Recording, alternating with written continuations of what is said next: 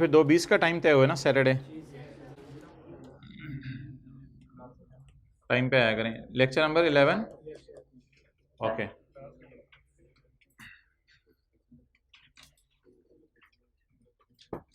अच्छा भाई, इंटेंजिबल्स में हमारी एक दो डिस्कशंस रह गई थी,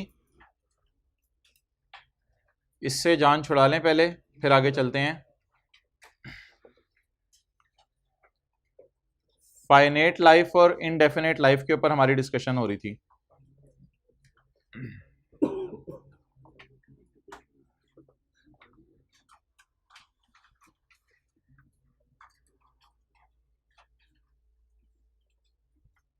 यार पॉज करो जरा, चलो ठीक है, हो गया हो गया हो गया, ये पकड़ लेगा।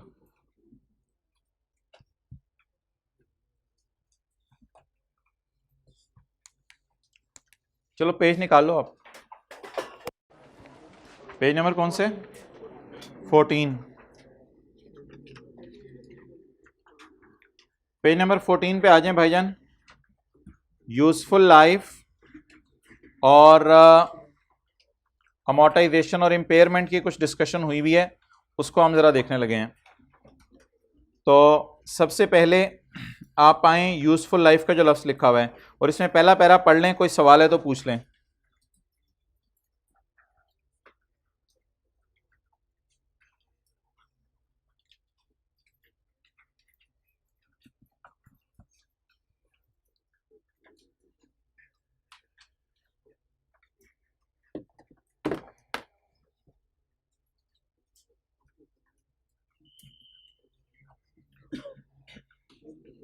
मुझे 100% यकीन है कि आपने डिस्क्लोजर्स जो 2 सफ़ों के पढ़ाए थे वो जाके पढ़े होंगे, एक दफ़ा पढ़ लीजिएगा उनको। ओके, एप्लीकेशन फिर उनकी टाइम के साथ देखते रहेंगे। Useful life, an entity shall assess whether the useful life of an intangible is finite और एंड इफ फाइनाइट, तो द लेंथ और number of production of similar unit. अगर लाइफ फाइनाइट है तो लेंथ, लेंथ का क्या मतलब, 5 साल है, 10 साल है, या कई दफ़ा आप यूनिट्स प्रोड्यूस भी बता सकते हैं कि कितने यूनिट्स मैंने इससे टोटल लाइफ में बनाने हैं। यूनिट्स प्रोड्यूस के सवाल भी हम क्लास में करेंगे। N intangible asset shall be regarded by the entity as having an indefinite life when based on analysis of all relevant factors there is no foreseeable limit to the period over which asset is expected to generate inflows। पता ही ना चल रहा हो कितना अरसा asset फायदा देगा, तो इसकी कौन सी लाइफ कहेंगे जी, indefinite। The accounting for intangible asset is based on its, an intangible asset with a finite life is amortized and an intangible having indefinite life is not amortized। अच्छा, ये बात हमने नहीं पढ़ी हुई, ये सादा सी बात है। अगर एक सवाल वैसे किया था, अगर इनडेफिनेट लाइफ हो किसी की और बाद में पता चले कि हुकूमत ने कह दिया कि ये लाइसेंस आप रिन्यू वगैरह नहीं करा सकते, तो फिर इनडेफिनेट से उसे किस पे लेंगे, फाइनाइट लाइफ पे ले आएंगे। The useful life of intangible that arises, अच्छा हाँ, ये वो बात मादरत, वो बात कहीं और है, वो बात कहीं और है, इधर कोई और बात कर रहा है, इधर ये वो रिन्यूअल ऑप्शन वाली बात कर रहा है। अगर रिन्यूअल ऑप्शन ना होने के बराबर वाली कॉस्ट पे है तो आपने उसे क्या करना है, रिन्यूअल पीरियड को उसमें ऐड कर देना है। इसलिए इस बात को काट दें, इंग्लिश बहुत मुश्किल लिखी हुई है, ये कॉन्सेप्ट आपको आता है, कोई इंपॉर्टेंट चीज़ नहीं है, ये आपको कॉन्सेप्चुअली ये बात आती है, इसे काट दें। अच्छा जी, इनटेंजिबल्स विद इनडेफिनेट, इनडेफिनेट के लिए कुछ बातें करने लगे अलग से, फाइनाइट के लिए कुछ बातें अलग से। इनडेफिनेट वालों को क्या करना है, ये हाईलाइट करें, शैल नॉट बी अमोर्टाइज्ड, बस काम की बातें हाईलाइट कर लें, क्या पूरा पढ़ेंगे, शैल नॉट बी अमोर्टाइज्ड। लेकिन किस टेस्ट से गुजारने हैं भाईजान, इसमें एक बात तफसील में स्टैंडर्ड में दी हुई है, वो सुन लें। हर साल इंपेयरमेंट टेस्ट से गुजारना तो मस्ट है, लेकिन अगर साल के दौरान भी जरूरत पड़े तो भी गुजार लें। हर साल इनडेफिनेट वाले को इंपेयरमेंट टेस्ट से गुजारना जरूरी है, लेकिन अगर साल के दरमियान में एक इंडिकेटर आ जाए तो भी इसे इंपेयरमेंट टेस्ट से गुजार दें।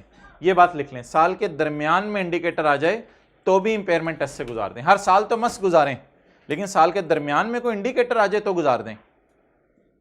किनको, इनडेफिनेट लाइफ वालों को। हर साल तो मस्त गुजारें इंपेयरमेंट टेस्ट से, लेकिन साल के एंड पे अगर कोई साल के दरमियान में कोई इंडिकेटर आ जाए तो भी इंपेयरमेंट टेस्ट से गुजार दें।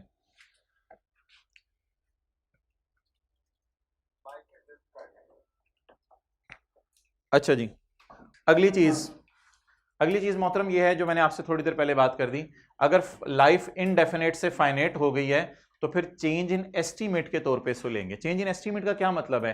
एक सवाल आपको याद होगा जिसमें इनडेफिनेट लाइफ थी और अब आगे फाइनाइट हो गई थी, तो हमने पिछले सालों की अमोर्टाइजेशन भी बदली थी या सिर्फ बकाया 4 साल पे amortise? The useful life of intangible that is not being amortized shall be reviewed each period to determine whether the events and circumstances continue to support that indefinite life is there. If circumstances do not exist, the change in life assessment from indefinite to, बस ये highlight करें, from indefinite to shall be accounted for as a change in accounting estimate. इसे change in accounting estimate कहेंगे और इसके सवाल भी इंशाल्लाह हमने करने हैं। चेंज इन अकाउंटिंग एस्टीमेट क्या होता है? फ्यूचर ईयर्स की डेप्रिसिएशन बदलें या पुरानी भी बदल दें? तो चेंज इन एस्टीमेट का मतलब लिख दें फ्यूचर ईयर्स की अमोर्टाइजेशन बदलेंगे। और पास पेपर के सवाल का नंबर भी बता दें। क्वेश्चन नंबर 9 था और उसकी एडजस्टमेंट नंबर 3 थी या सी थी, पता नहीं कौन सी थी, लाइसेंस वाली थी। लिख लें इसकी एडजस्टमेंट। पास पेपर क्वेश्चन 9 एडजस्टमेंट नंबर आखिरी वाली 3। पास पेपर क्वेश्चन 9 एडजस्टमेंट नंबर 3। और फाइनाइट से किस पे चले, इंडेफिनेट से किस पे चलेगी थी? फाइनाइट। अच्छा, अब ये लंबे से पैरे में 4-5 बातें हुई हुई हैं, आपने मुझे खुद बताते रहना इधर से देखे बगैर। इनटेंजिबल को कब से अमोर्टाइज करना शुरू करें? जब यूज हो या अवेलेबल फॉर यूज। और इनटेंजिबल को कब अमोर्टाइज करना बंद कर दें? जब बिक जाए। जब क्या हो जाए? बिक जाए। तो इसे अमोर्टाइज करना बंद कर दें। अमोर्टाइज कब से करने और कब करना बंद करने? तीसरा सवाल आपसे पूछने लगा हूं, बड़ा इंपॉर्टेंट। इनटेंजिबल को स्ट्रेट लाइन बेस पे अमोर्टाइज करें या WDV पे अमोर्टाइज करें या यूनिट्स प्रोड्यूस्ड पे अमोर्टाइज करें, ये हमारी चॉइस है या हमारी चॉइस नहीं है? चॉइस वाले हाथ खड़ा करें, हाइब्रिड डाल के चॉइस वाले हाथ खड़ा करें। हमारी मर्जी है स्ट्रेट लाइन लगाएं, WDV लगाएं, यूनिट्स प्रोड्यूस लगाएं। वो हजरात हाथ खड़ा करें जो कह रहे हैं हमारी चॉइस नहीं है। अच्छा मोहतरम, ये एक बड़ा बेसिक रूल है जो IS 16 में, अगर आप कहीं CA भी कर लेते हैं तो उनको ये बात नहीं पता होती। ये बड़ा एक बेसिक रूल है, ये सुन लें। स्ट्रेट लाइन और WDV हमारी चॉइस नहीं है। जब एसेट खरीदेंगे हम सोचेंगे ये कैसे फायदा देगा। अगर वो मशीन है और हमें लगता है हर साल कम चीजें बनाएगी तो फिर उसको डिमिनिशिंग बैलेंस WDV पे ले आएंगे। अगर हमें लगता है कि ये मशीन हर साल कम चीजें नहीं बनाएगी बल्कि जितना इस्तेमाल होगी उतनी वैल्यू लूज करेगी, तो फिर हम यूनिट्स प्रोड्यूस मेथड लगाएंगे कि पहले साल हमारा प्लान है 50 गाड़ियां बनाने का, अगले साल प्लान है 100 गाड़ियां बनाने का, उससे अगले साल प्लान है 300 गाड़ियां बनाने का। तो फिर हमें पता है कि जितना इस पे लोड डालेंगे उतना डेप्रिशिएट करेगी, तो फिर यूनिट्स प्रोड्यूस मेथड पढ़ा हुआ है आप लोगों ने, फिर यूनिट्स प्रोड्यूस मेथड लगाएंगे। और अगर हमें लग रहा है कि ये हर साल बराबर बेनिफिट देगी या सही अंदाजे नहीं हो रहे, तो फिर कौन सा मेथड लगाएंगे? तो भाईजान अकाउंटिंग पॉलिसी में जो चॉइस थी ना वो कहीं और थी, वो कॉस्ट मॉडल या रिवैल्यूएशन मॉडल में थी। यहां चॉइस अवेलेबल नहीं है, यहां यू आर बाउंड कि आप कौन सा मेथड फॉलो करें। ना स्ट्रेट लाइन के लिए कहां बाउंड है, नेचर ऑफ एसेट डिपेंड करेगी। The depreciable amount of an intangible with a finite life shall be allocated on systematic basis over its useful life. Amortization shall begin when the asset is that is when it is in the location and condition जो management ने सोचा था। Full stop. Amortization shall cease, amortization shall, ये ना एक concept डाल गया हमारे सिलेबस से बाहर का, वो मैं निकाल देता हूँ। Amortization shall cease of the date the asset is classified. Amortization shall cease on the date that the asset is de-recognized. De-recognized का क्या मतलब है? बेच दिया या रखा हुआ है? बेच दिया। Full stop. ये लाइन काट दें, आउट ऑफ सिलेबस है। ये मैं आपसे बात कर रहा था, ये मैंने अंडरलाइन नहीं किया हुआ, इसको अंडरलाइन कर दें जरा। अमोर्टाइजेशन मेथड चॉइस है हमारी या चॉइस नहीं है? The amortization method shall reflect the pattern in which assets future benefits are expected. Pattern देखें क्या है, हो सकता है स्ट्रेट लाइन पे फायदा आना हो सकता है WDV to be consumed by the entity. If that pattern cannot be determined, फिर बता दें फिर the straight line method shall be the amortization charge for each period shall be recognized in P&L. amortization हर साल की कहाँ चली जाती है? लेकिन अगर कोई एक एसेट दूसरे एसेट में इस्तेमाल हो रहा हो unless this is for another standard permits or requires it to be included in the carrying amount of an, unless के कोई स्टैंडर्ड कह दे कि इसे किसी की कॉस्ट में डाल दें। जैसे हमने एक सवाल किया था, यहां लिखें पास पेपर क्वेश्चन 6, लैब की लैब इक्विपमेंट की डेप्रिसिएशन, लिखें पूरी बात, पास पेपर क्वेश्चन 6, लैब इक्विपमेंट की डेप्रिसिएशन इंटेंजिबल में डाली थी, लैब इक्विपमेंट की डेप्रिसिएशन इंटेंजिबल की कॉस्ट में डाली थी। कल वाले नोट्स किसके पास नहीं है, जरा हाथ खड़ा कर दें। 1 2 उस क्लास में बता दें कल वाले नोट्स नहीं है। 2 कॉपीज ले हैं, 2-3 कॉपीज ले हैं। अच्छा जी, लैब इक्विपमेंट की डेप्रिसिएशन जो है इंटेंजिबल की कॉस्ट में डाली थी। अच्छा यार, ये क्या आगे लिखा हुआ है, there is a rebuttable presumption. Rebuttable क्या होता है? There is rebuttable presumption that and amortisation method. ये क्या मतलब है? रिबूटेबल अजम्पशन, रिबूटेबल ही पढ़ते हैं इसे, रिबटेबल कैसे पढ़ते हैं आप? पता नहीं, जो भी है, रिबूटेबल प्रिजम्पशन है। अच्छा, इसका मतलब क्या होता है? रिबूटेबल प्रिजम्पशन का मतलब होता है ऑब्वियस सी बात है, ऑब्वियस सी बात है, यानी बताने की जरूरत नहीं है, जिसे आप इम्प्लाइड सी कहते हैं। There is a rebuttable presumption, obvious सी बात है, लिख लिया, मतलब ऑब्वियस सी बात है। अच्छा, ये स्टैंडर्ड जो है ना, एक बड़ा इसने एक बात पे गुस्सा किया, कहते हैं एक मेथड अमोर्टाइजेशन का मैं नफरत करता हूं। हमने कहा क्या हो गया? कहते हैं हाँ, मैं इस अमोर्टाइजेशन मेथड से नफरत करता हूं, मैं मान ही नहीं सकता इंटेंजिबल को उस मेथड पे आप रखो। हमने कहा कौन सा? कहते हैं रेवेन्यू मेथड। हमने कहा वो कौन सा? रेवेन्यू मेथड ये होता है कि आपने जैम का फॉर्मूला बनाया है, अब आप सोच रहे हैं पहले साल मेरी सेल होगी 6 लाख, जैम की शीशियां बनने की बात नहीं कर रहा, जैम की सेल की बात कर रहा हूं। पहले साल होगी 6 लाख सेल, अगले साल 8 लाख, अगले साल 10 लाख सेल। असल में सेल प्रिडिक्ट की नहीं जा सकती क्योंकि वो आपके हाथ में नहीं होती। प्रोडक्शन फिर भी किसी हद तक आपके हाथ में होती है कि मैं पहले साल इतने यूनिट बनाऊंगा, अगले साल इतने यूनिट बनाऊंगा, वो भी किसी हद तक आपके हाथ में होती है, लेकिन सेल किसी भी सूरत में आपके हाथ में। कहते हैं ये एग्जम्पशन है कि सेल की बेस पे कभी भी इंटेंजिबल को अमोर्टाइज नहीं करना, कि जिस साल ज्यादा सेल होगी ज्यादा अमोर्टाइज, जिस साल कम सेल होगी कम अमोर्टाइज। कहते हैं ये मैं पसंद कभी नहीं करूंगा। There is presumption that amortization method that is based on revenue generated, ज्यादा सेल ज्यादा amortization, कम sale, that includes the use of intangible is inappropriate। तो ये लिख लें, based on revenue is inappropriate। जो मेन बात है वो हाईलाइट कर लें। रिबटेबल प्रिजम्पशन को छोड़े परे, an amortization method that is based on revenue is inappropriate, ये बस मेन बात है। This presumption can be overcome only in limited circumstance। इसका मतलब बता दें, माशाल्लाह पढ़े लिखे हैं आप। This presumption can be overcome only in limited circumstance। कहते हैं अगर आप बड़ी जिद कर रहे हो तो फिर लगाना है तो लगा लो इस मेथड को, अगर आपके पास पूरे ग्राउंड रियलिटीज हैं। कई दफा हम अगले सालों के सेल कॉन्ट्रैक्ट पकड़ लेते हैं, कई बिजनेसेस ऐसे हैं 2-3 साल के सेल कॉन्ट्रैक्ट पकड़ लेते हैं। सैटेलाइट बेचने वाले, हवाई जहाज बेचने वाले, इनको पता होता है अगले 5 साल में हमने क्या क्या चीजें बेचनी है। तो अगर आप कोई ऐसे सेल कॉन्ट्रैक्ट पकड़ लो तो फिर आप लगा दो, आपकी मर्जी है। कहते हैं वैसे मुझे पसंद नहीं है। This presumption can be overcome only if in limited circumstances in which intangible asset is expressed as a measure of revenue. Revenue के बेस पे कर लो। खत्म, ये हमारी बातें हुई, शुक्र है। रेजिडुअल वैल्यू के बारे में 2 बातें बता दें क्या है। अगर कोई पार्टी कमिट कर दे तो भी रेजिडुअल वैल्यू ले लें, और अगर एक्टिव मार्केट है और ये भी प्रोबेबल है कि लाइफ के एंड तक रहेगी, तो ये 2 बातें अगर पाई जा रही हैं तो ऐसी सूरत में इंटेंजिबल की रेजिडुअल वैल्यू लेंगे, वरना कितनी लेंगे? 0 लेंगे। Amortisation period and amortisation method. Period and method क्या मतलब? 10 साल लाइफ पीरियड। भाई आप थोड़े से अटेंटिव।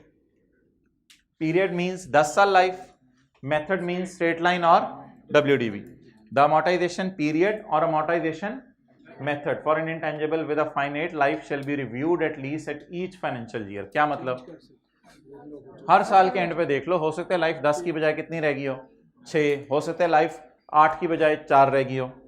अब ये सारी बातें जरा मुझे जल्दी जल्दी से रिवाइज करा दें, यहां से शुरू करें। इनडेफिनेट के बारे में पहली बात, डो नॉट अमोर्टाइज। हर साल इंपेयरमेंट टेस्ट से गुजारें, लेकिन अगर साल के दरमियान में कोई इंडिकेटर आ जाए तो भी इंपेयरमेंट टेस्ट से गुजारें।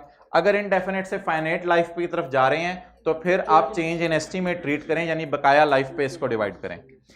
फाइनेट लाइफ वाले को कब से अमोर्टाइज करने, जब अवेलेबल फॉर यूज हो, कब तक करने, जब बेच दें, और अमोर्टाइज करते हुए मेथड जो मर्जी यूज करें, सिवाय एक के रेवेन्यू बेस वाला मेथड इस्तेमाल नहीं कर सकते। और रेजिडुअल वैल्यू कब लेनी है, ये इसके ऊपर डिस्कशन थी। ओके, एक तो छोटी छोटी बातें इसी तरह हो रहे हैं, हम कल वाली क्लास के स्टार्ट में कर लेंगे। भाई आप लोग क्यों लेट, किसी क्लास, कोई क्लास अटेंड करके आते हो? अच्छा, तो इधर फिर मैं इंशाल्लाह, मैं क्लास के बाद आना आपकी क्लास इंशाल्लाह लूंगा।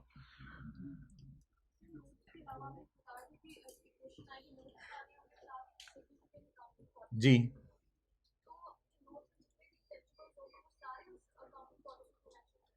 जितने होंगे, जितने सवाल में दिए होंगे उनकी डिटेल आप शेयर कर देंगे, मैं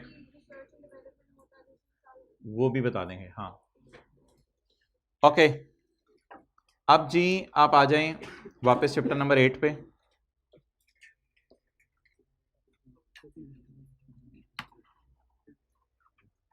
कैमरा इस साइड पे ले आओ, इसकी तस्वीर खींच लें, और जो ये पहले आपके आने से पहले का लिखा हुआ है, और जो हाइब्रिड क्लास वाले हैं वो फिर क्लास के बाद आके फिजिकल में तस्वीर खींच लीजिएगा।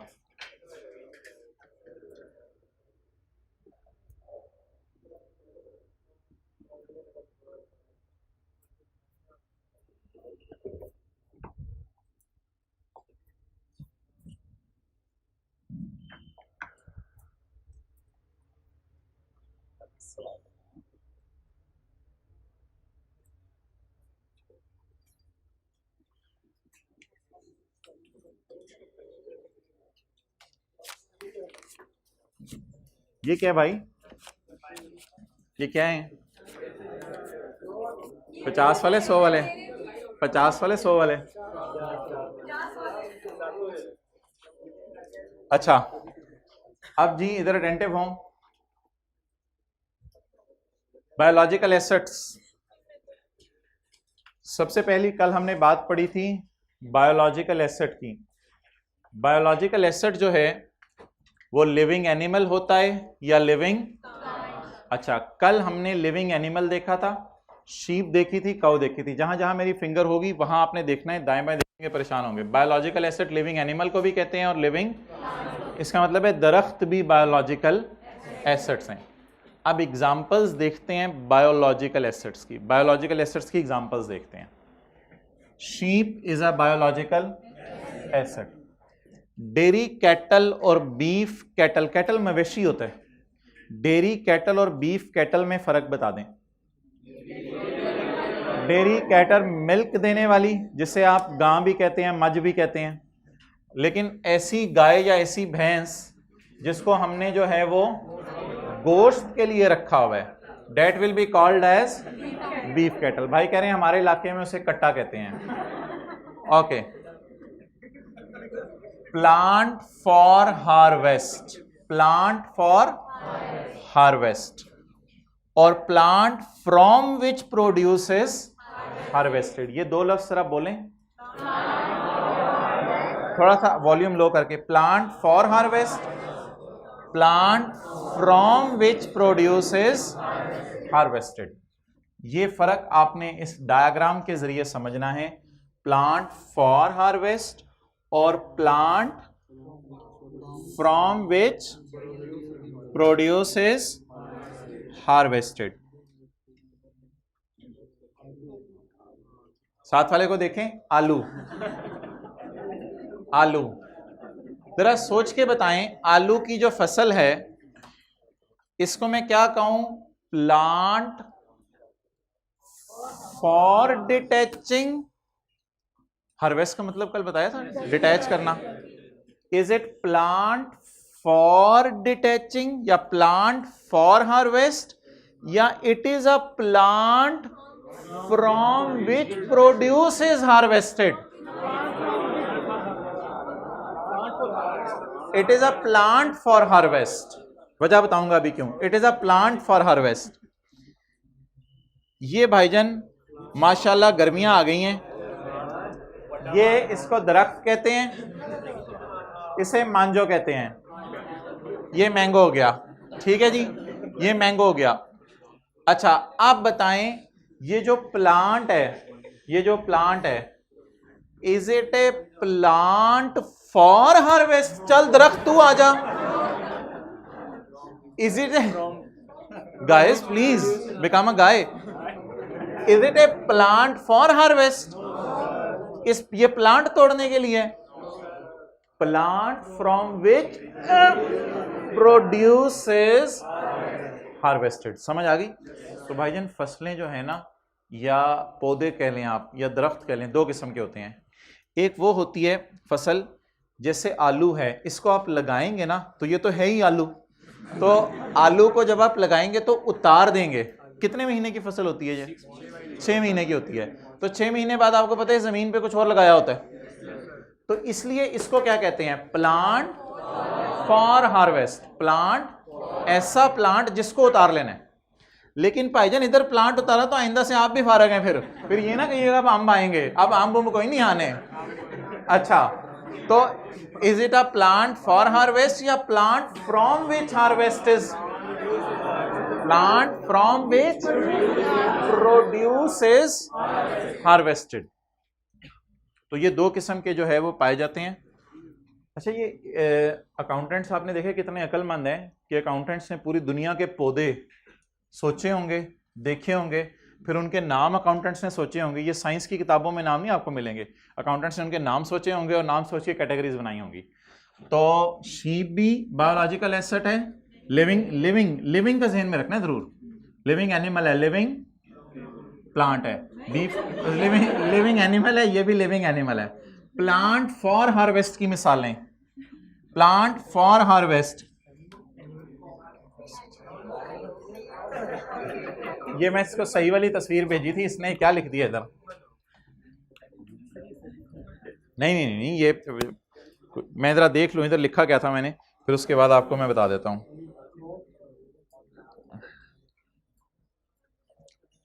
ये मैं तस्वीर आज वेबसाइट पे अपलोड भी कर दूंगा। Annual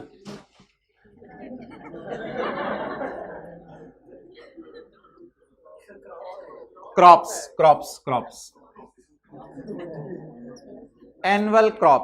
annual crops such as wheat, rice, maize, potato। मेज जरा बताएं क्या होती है?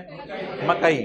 तो ये जो फसलें हैं इनकी खासियत ये होती है, मुंजी जिन्हों कहते हो तुसी, तो पिंडू बैठे हैं, मुंजी शंजी, तो मुंजी चावलों को कहते हैं ना, तो मुंशी। तो ये चीजें हर साल लगाते हैं, आप लगा के उतार लेते हैं 6 महीने बाद, 4 महीने बाद, जो भी फसल का साइकिल हो। इनको क्या कहते हैं? आलू वगैरह को प्लांट फॉर हार्वेस्ट। भाईजान ये भी जब तक प्लांट लगा हुआ है, जब तक प्लांट लगा हुआ है तब तक तो लिविंग है ना। घर वाले जाते थे रात को ना जाया करो प्लांट्स के पास, किस वजह से कहते थे? इसी वजह से कहते थे कि वो क्या है, लिविंग प्लांट है। ओके, अब एक और कैटेगरी हमने डाली है मार्केट में, वो बताएं क्या है?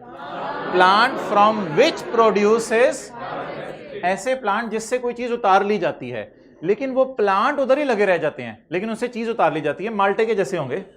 तो फ्रूट ट्रीज, टी बुशेस, ये भाईजान टी बुशेस हैं, ये टी बुशेस हैं, ये भी लगी रहती हैं। श्रीलंका कभी जाना हुआ आपका? पिछले जो छुट्टियां आई हैं, पिछली छुट्टियां में आई वाज इन श्रीलंका, तो श्रीलंका जब आपका जाना हुआ लास्ट टाइम, तो वहां पे आपको टी बुशेस मिलेंगी। इसके ऊपर से पत्ते उतार लिए जाते हैं। ये झाड़ियां 25-25, 30-30 साल इनकी लाइफ होती है। ये झाड़ियां वही लगी रहती हैं और इनसे क्या उतार लिए जाते हैं? पत्ते।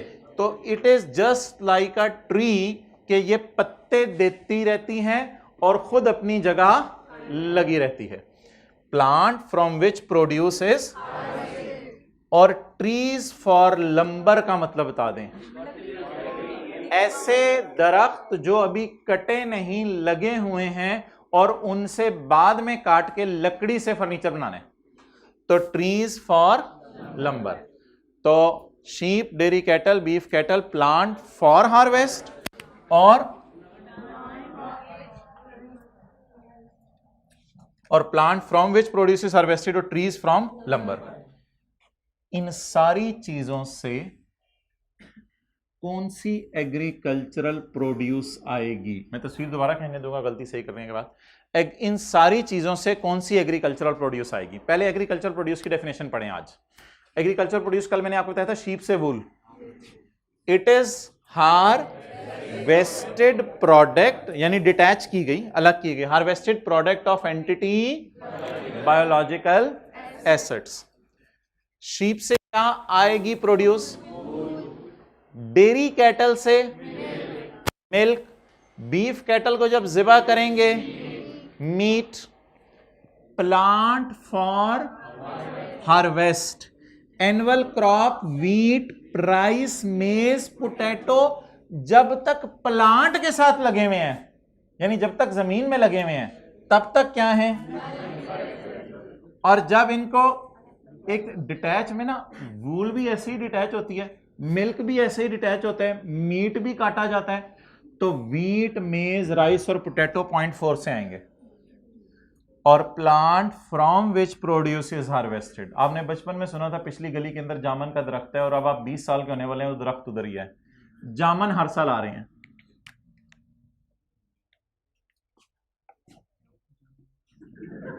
जामन तो फ्रूट्स, एप्पल, जामन, मांजो।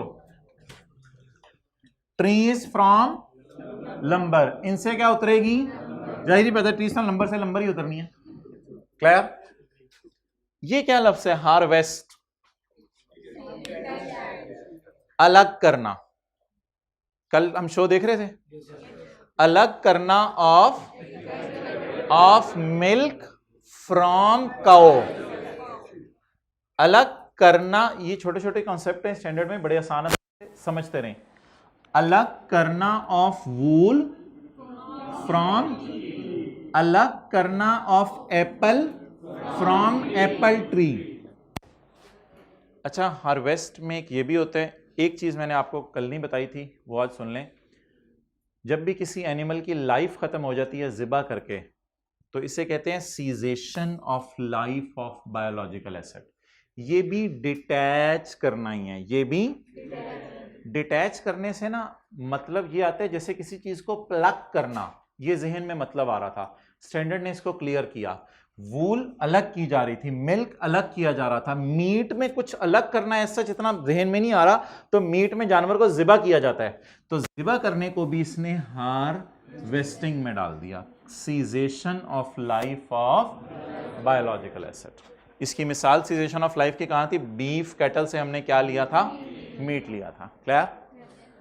अब एक सवाल जहन में आएगा कि IAS 41 कहां कहां लगना है और कहां कहां नहीं लगना। उसके बाद मैं कल वाले सवाल की तरफ वापस आता हूं जो हमारा रह गया है, जो न्यूमेरिकल कर रहे थे। अब एक सवाल जहन में आएगा कि IAS 41 कहां कहां लगना है और कहां कहां नहीं लगना। तो मुझे बताएं जी, पर्ल कॉन्टिनेंटल होटल के अंदर जो वॉच डॉग्स हैं, जब आप एंटर होते हैं तो गाड़ी के गिर जो है वो कुत्ता चक्कर लगाता है, ठीक है, कि अंदर कोई जो है वो डिग्गी में आपने जो है वो पपीज तो नहीं रखी हुई, इसलिए चक्कर लगाता है कि आपने डिग्गी में कोई असलाह तो नहीं। आप इधर आ जाइए, इधर आ जाइए, लास्ट रो में जल्दी। क्लियर? अब वॉच डॉग हैं, या जू में भी आपको क्या मिलेंगे? एनिमल्स मिलेंगे कि जू क्या होते हैं? जू में हम तो नहीं होते ना जू में, तो जू में क्या होते हैं? एनिमल्स। क्या जू के एनिमल्स पे भी IAS 41 लगेगा या नहीं लगेगा? क्या वॉच डॉग्स पे भी IAS 41 लगेगा या नहीं लगेगा? तो ये हमारी डिस्कशन है, इसको आपने जो है वो बड़ी तसल्ली से सुनना है। अगर आपने इन 0.5 ये एग्रीकल्चरल एक्टिविटी, अगर आपके 3 मकासद हैं जानवर को रखने के, तो IAS 41 लगेगा, वरना IAS 41 नहीं लगेगा। घर के अंदर जो मियाँ मिठू चूरी खाने वाला तोता है उस पे IAS 41 नहीं लगेगा। अभी थोड़ी देर में हम साबित करेंगे क्यों। ये तीनों में दिखाने से पहले आपको किताब से एक दफा डायग्राम दिखा देता हूं, ताकि आपको ये बात जो है वो समझ आ जाए through the help of a diagram. किताब में डायग्राम किस पेज पे है? एक डायग्राम बनी हुई है,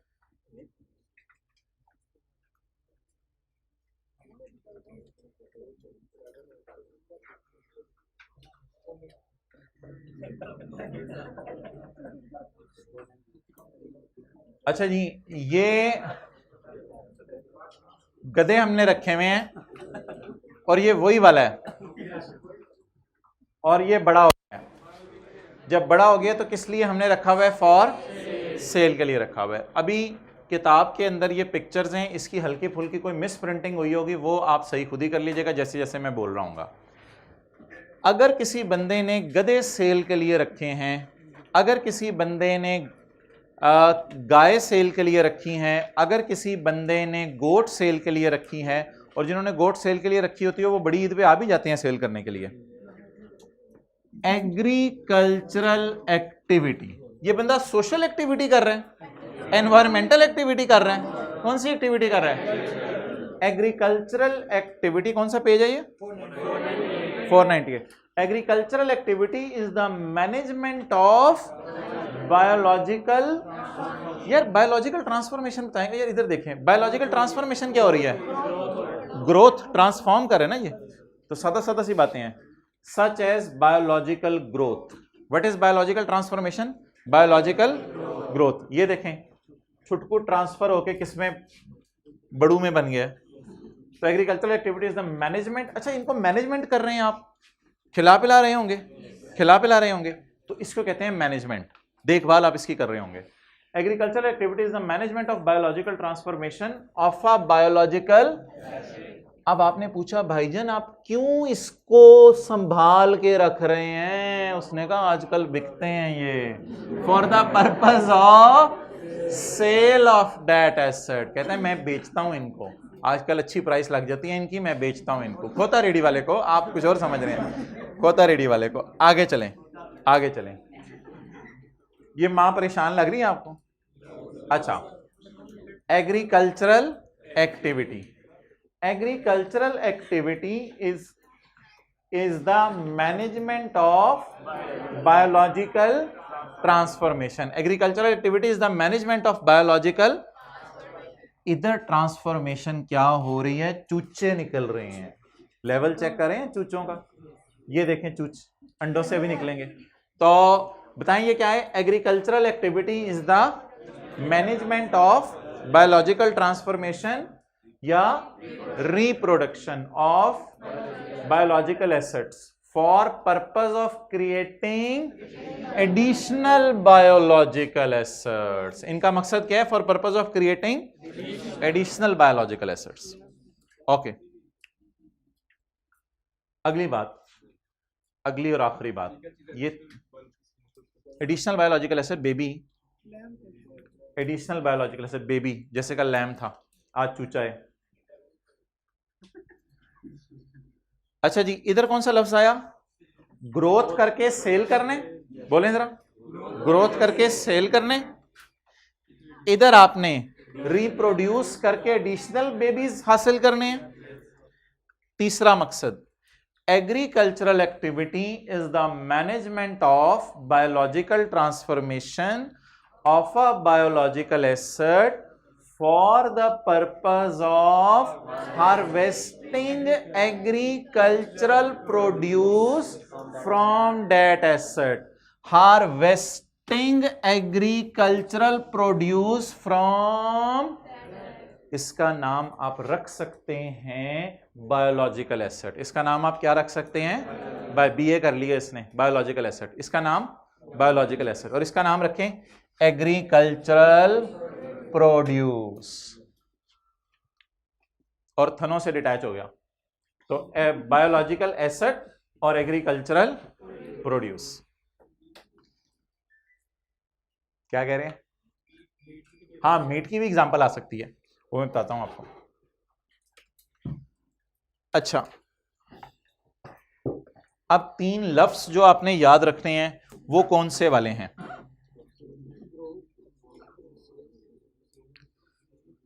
सेल के लिए आपने लिए हुए हैं। एक्टिविटी में एक मेन बात याद कर लेना, किसके लिए लिए हुए हैं आपने? सेल के लिए लिए हुए हैं, या एडिशनल या बेबीज के लिए लिए हुए हैं। सेल का मतलब है उसी को खुद सेल कर देंगे। इधर देखें, वो टाइम ये भाई, ये छोटे छोटे कॉन्सेप्ट हैं, एमसीक्यू आने लगे हैं। आप लोग इधर उधर छोटे छोटे कॉन्सेप्ट में इधर उधर होते हैं, पता नहीं कहां के कहां निकल जाते हैं जी। ये किसके लिए रखे हुए हैं आपने? सेल के लिए। ये माँ किस लिए है? For additional. हाँ, इसको वैसे भी सेल कर देंगे, लेकिन फिलहाल एडिशनल बायोलॉजिकल एसेट के लिए। और ये हार्वेस्टिंग एग्रीकल्चर प्रोड्यूस के लिए, बोलें हार्वेस्टिंग एग्रीकल्चर प्रोड्यूस के लिए। अब मुझे ये बताएं कि IS 41 कहां कहां नहीं लगना। आपके घर में मियां मिट्ठू है, तोता, क्या आपने उसको सेल के लिए रखा हुआ है? कल कलां को सेल करते हैं, वो आपका अपना डिसीजन है। सेल के लिए रखा हुआ है कि तोते खरीद के आप बेचते हैं? नंबर 2, आपके घर में जो तोता है, क्या आपने उस तोते से आपने फर्दर बेबीज प्रोड्यूस करवाने हैं? इस मकसद से नहीं रखा हुआ, आजे तो अल्लाह की तरफ से, लेकिन रखा नहीं हुआ इस मकसद से। ओके, नहीं, ये कॉन्सेप्ट है। और तीसरी बात, क्या उस तोते से कोई, उससे तो मिल्क, तो तोते से तो कोई ऐसी चीज नहीं आनी ना, तो तोते को इसलिए भी नहीं आपने रखा हुआ कि उसका गोश्त बना के बेचेंगे बाद में। तो इन तीनों मकसद के लिए तोते को, तो फिर तोता है। तो फिर ऐसी सूरत के अंदर मेरे भाई आप एग्रीकल्चरल एक्टिविटी, लेकिन अगर आपकी तोतों की दुकान है, तोतों की, तो फिर तो आपने तोतों को किसके लिए रखा हुआ है? तो फिर आप क्या कर रहे होंगे? Agricultural activity. अच्छा, अब अगली बात करते हैं जी। चिड़ियाघर के अंदर हाथी है, चिड़ियाघर के अंदर हाथी है, आप सुबह गए, एक और उसका बेबी हुआ था, बताएं वो हाथी पे IS 41 लगेगा? नहीं लगेगा। तो वो ना हाथी चिड़ियाघर वालों ने सेल के लिए रखा हुआ है, ना बेबीज के लिए रखा हुआ था। आ गया तो अल्हम्दुलिल्लाह, उसको साइड पे खड़ा कर देंगे, उसके पैसे अलग लगा देंगे, लोगों से लेंगे। अच्छा, और तीसरी बात, हाथी से कोई मिल्क नहीं आता, हाथी के गोश्त ना बोलिएगा प्लीज। अच्छा, तो ये तीनों मकसद के लिए नहीं है, तो हाथी जू वाला भी क्या हो गया? फारिग हो गया। भाई का नाम उसामा, अपना नाम बता रहे हो भाई का? अपना। उसामा भाई की शादी थी, माशाल्लाह। उसामा भाई ने कहा भाईजान मुझे जो है वो मर्सिडीज नहीं चाहिए, मैं जो है वो मैं जाऊंगा बग्गी में। बग्गी में आगे क्या लगेगा? घोड़ा। बग्गी में क्या लगेगा आगे? घोड़ा, और पीछे दुल्हा दुल्हन बैठेंगे। डन। अब ये जो बग्गी है, बग्गी में जरा सोच के बताएं, ये बग्गी उस मैरिज हॉल वालों ने, कपल्स मैरिज हॉल में पेपर हुए थे कितने लोगों के? Couples marquee. अच्छा, तो ये जो मैरिज हॉल वालों ने वो जो बग्गी रखी हुई है, डेट इज फॉर सेल। वो घोड़ा सेल के लिए रखा हुआ है। वो घोड़ा इसलिए रखा हुआ है ताकि उससे छोटी छोटी घोड़ियां पैदा हों। क्या वो घोड़ा जो है वो इसलिए रखा हुआ है कि घोड़े को काटेंगे, बाद में ज़िबा करके खाएंगे, या घोड़े से मिल्क आएगा? तो ये तीनों मकसद के लिए घोड़ा नहीं रखा हुआ, घोड़ियां नहीं रखी हुई। तो अब आप मुझे बता दें, क्या ये IS 41 इस घोड़े पे लगेगा? जब भी ये घोड़ा नजर आए, आपने नीचे से चुप करके उसकी टांग पे लिखा ना IS 41 डज नॉट अप्लाई। इससे आपकी रिवीजन हो जाएगी। IS 41 does not apply. अच्छा जी, आपने जो है वो बकरा खरीदा, आओ भाईजान ईद आ रही है, इन्ना लिल्लाह, और आपने उसको जो है बिस्मिल्लाह पढ़ के ज़िबा कर दिया। क्या ये आपने सेल करने के लिए रखा था बकरा? क्या ये बकरा आपने जो है वो रिप्रोडक्शन के लिए रखा था? क्या ये बकरा बकरियां, क्या बात की तय तक ना जाया करो, क्या ये आपने जो है वो दूध के लिए बकरी खरीदी थी? दूध के लिए तो नहीं आपने खरीदी थी। तो ये तीनों मकसद नहीं है, तो फिर इस पे IS 41 नहीं लगेगा। अच्छा, मीट बेच रहे हैं आपने यार? Agricultural activity management of biological transformation for the purpose of harvesting agriculture produce from that asset, और ऑब्वियसली उससे आपने बिजनेस करना होगा। मीट तो आपने खा जाना है ना यार, मीट तो आपने खा जाना है। और ये जो अगर आप खुद अपने घर में भैंस खरीद के रख लें और उससे दूध पी रहे हो, तो वो भी IS 41 तो नहीं लगेगा ना, क्योंकि आपने कोई एग्रीकल्चरल एक्टिविटी करके सेल भी तो करनी है ना आगे चीजें। तो सेल तो नहीं कर रही चीजें, आप तो पर्सनल यूज में ला रहे हैं उसको, गोश्त को, या सेल कर रहे हैं? पर्सनल यूज में ला रहे हैं, तो वो तो पर्सनल यूज वाली चीजें हैं। हाँ, वो भी नहीं। अच्छा जी, आगे अगली बात। आप भाईजान क्या तीनों पर्पस पूरे होने जरूरी नहीं है? तीनों में से एक पर्पस पूरा होना, तीनों में से एक पर्पस पूरा होना जरूरी है, तीनों पर्पस पूरे होने जरूरी नहीं है। अच्छा, अब मुझे ये बता दें कि थोड़ी सी एग्जांपल जिसकी हम कर लेते हैं।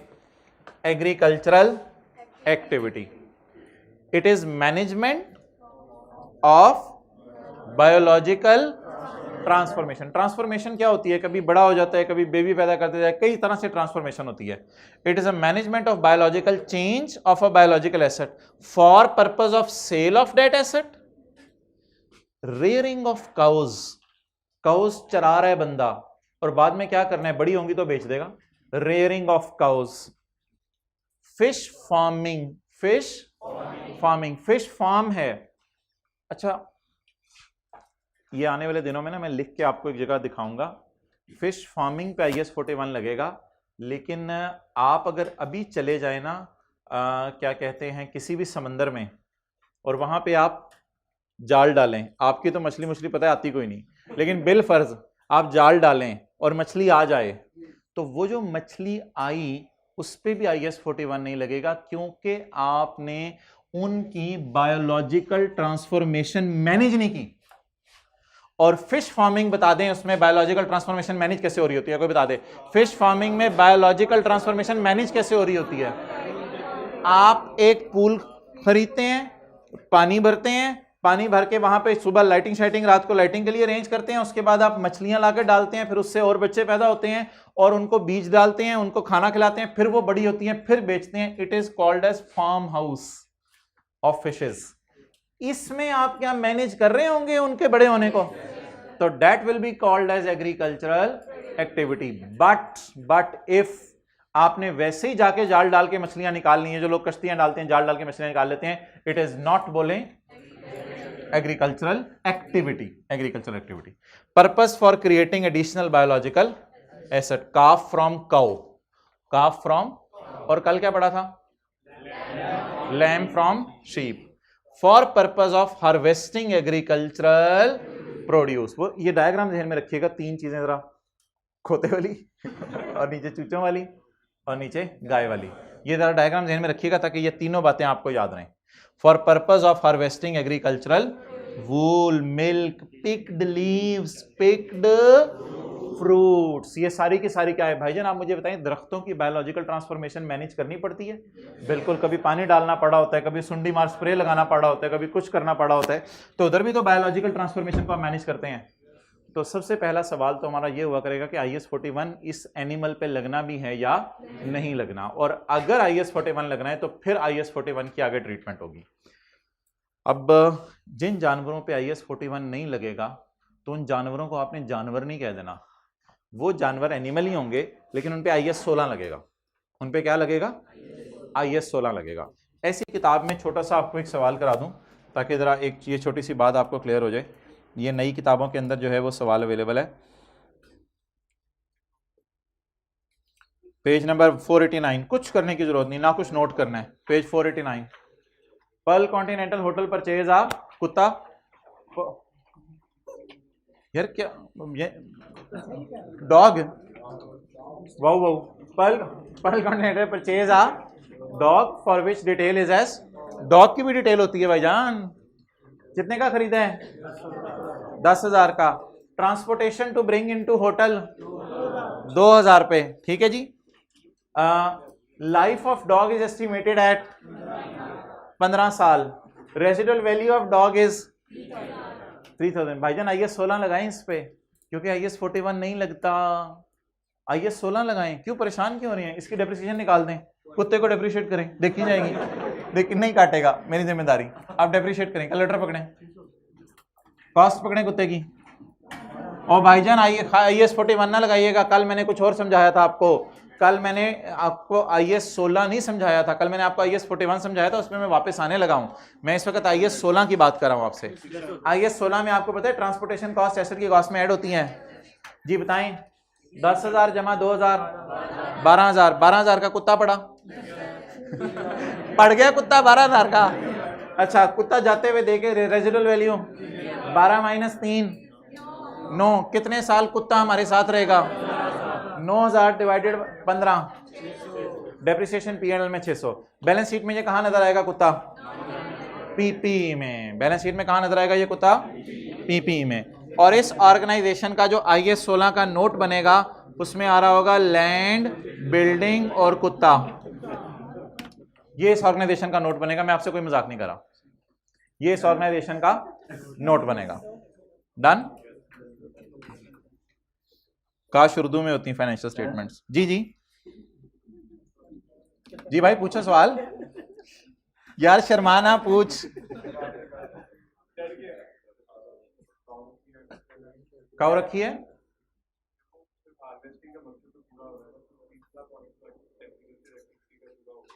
कहो जो घर में रखी है, किस लिए रखी है? फॉर मिल्क या फॉर मीट? For milk. उसमें वो मिल्क आपने बेचना है या घर में इस्तेमाल करना है? यार फिर उस पर ना लगाओ, घर में अगर इस्तेमाल करना है मिल्क फिर उस पर IS 41 लगाने की जरूरत नहीं। अगर फॉर सेल है तो फिर लगाएं। हाँ जी। दूसरी बात, नहीं, तीसरे पॉइंट में करती है, लेकिन मैं आपको बताऊंगा कि ये ओवरऑल आपका बिजनेस का मकसद भी होना चाहिए, प्रॉफिट कमाना भी मकसद होना चाहिए। आपका प्रॉफिट कमाना मकसद है इससे? और यार मुझे बताओ, पर्सनल बैलेंस शीट बनती है कोई? आप अपने घर की चीजों की बैलेंस शीट बनाते हैं?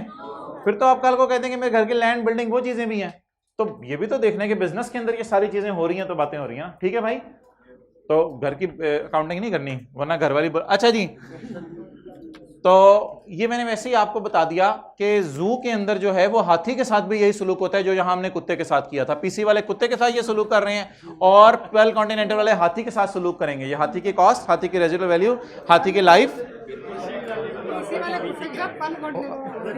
आगे पीछे हो गया, चले इसका मतलब है आप अटेंटिव हैं। अच्छा, यहां तक बात हमारी मुकम्मल हुई। अब किसी ने कोई सवाल पूछना है तो ना पूछे, आगे चलते हैं।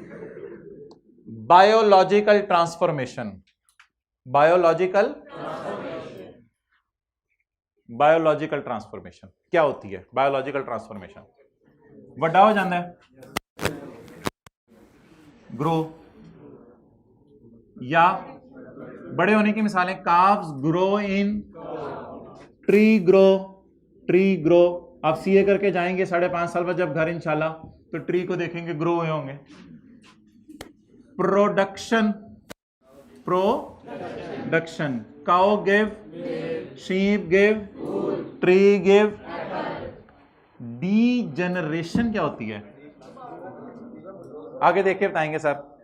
Degeneration, decrease in through death. आपने 200 गाय लेके रखी हुई थी, 2 गाय ने कहा हम जा रही हैं और उसके बाद बात भी नहीं सुनी, तो decrease in quantity through death. ठीक है, नहीं आप उसको गोश्त नहीं आप फेंकेंगे उसे। Decrease in quantity through death और डिक्रीज इन क्वांटिटी थ्रू, इसे क्या कहते हैं? डीजेनरेशन।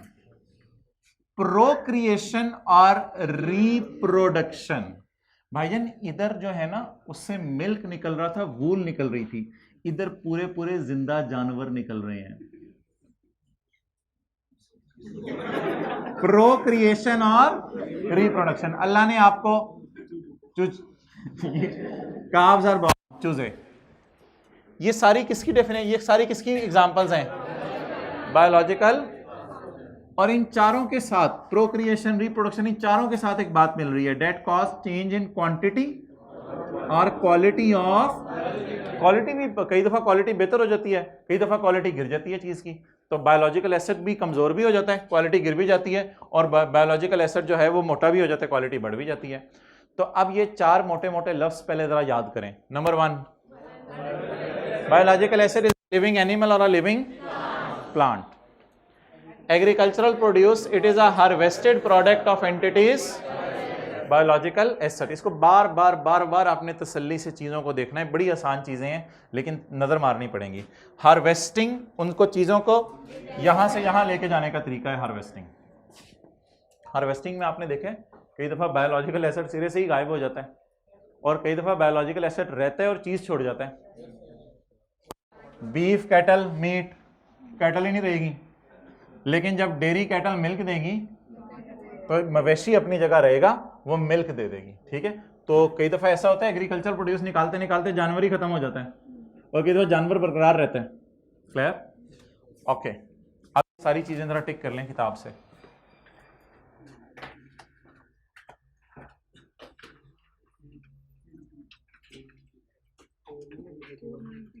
अच्छा, ये ना IS 41 का पेज है 487।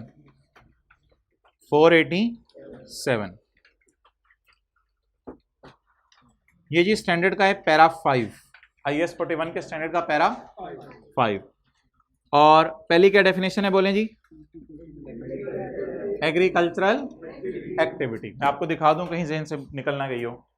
एग्रीकल्चरल, तीन चीजें जुबानी बता दें, तीन चीजें। एक सवाल आपसे पूछता हूं, तीन चीजें बताते हुए वो सफा जहन में आ रहा था डंकी वाला, सच्ची सच्ची बताएं किन के जहन में नहीं आ रहा था, वो भी हाथ खड़ा कर दें। भाई मैंने कहा वो सफा जहन में ले आओ, बात ही खत्म। पहला खोता फॉर सेल, दूसरा चूजे फॉर एडिशनल बेबीज, और तीसरा एग्रीकल्चरल प्रोड्यूस हार्वेस्ट करने के लिए, मिल्क निकालने के लिए। Agricultural activities the management of, अच्छा इसमें ना छोटी छोटी शायद नई मिसालें आती रहें, तो उसमें कोई नई मिसाल आई तो वो समझ लीजिएगा खुद ही, मैं भी बता दूंगा। Agricultural activities the management of biological transformation of a for purpose of sale. तो बस ये चीज़ हाईलाइट करनी है हमने, तो वैसे मैंने अंडरलाइन भी की हुई है। मिसाल के तौर पे रेयरिंग ऑफ काउस और फिश फार्मिंग, तो किसी ने तस्वीर नहीं भी खींची तो ये ऑलमोस्ट बातें लिखी हुई हैं यहाँ पे। Next, agricultural activities the management of biological transformation of a biological asset for the purpose of creating additional. यार इसकी एग्जांपल ज़रा पढ़ते रहें ज़रा ना, ये ना इस स्टैंडर्ड में इंशाल्लाह आपको कॉन्सेप्चुअल मारी जाएगी। हो सकता है कोई लफ्ज़ आप भूल जाएं, तो ये लफ्ज़ ज़रा याद करें। Calf from cows, parrots kept for breeding by a bird, घर वाला पैरट नहीं, parrots kept for breeding by a, breeding क्या होती है? एडिशनल बेबीज लेने के लिए, so that their offspring can be sold, उसके छोटे को क्या कहते हैं?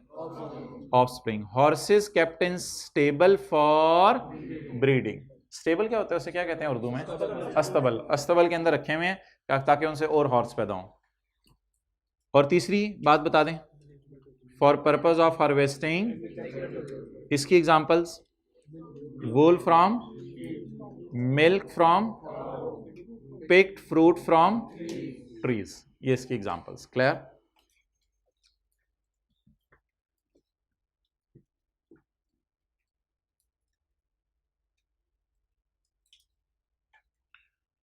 इसको ना कल देख लेंगे, वे एक दफ़ा पढ़ लीजिएगा, लिख लें, रीड आउट कर लीजिएगा। ये कोई इतनी इंपॉर्टेंट चीज़ नहीं है, इस दफ़ा आई के आपने डाली है, रीड आउट कराइएगा, इसमें कोई चीज़ भी कल डिस्कस कर लेंगे। अच्छा, अगली कौन सी डेफिनेशन है भाईजान? Biological transformation.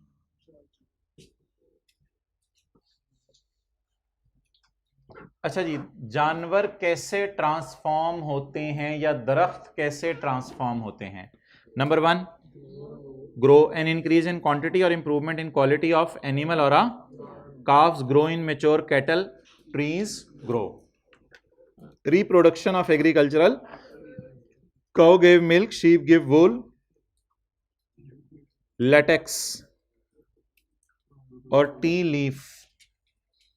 टी लीफ समझ आ गया, वो जो ग्रीन सी बुशेस दिखाई थी अभी।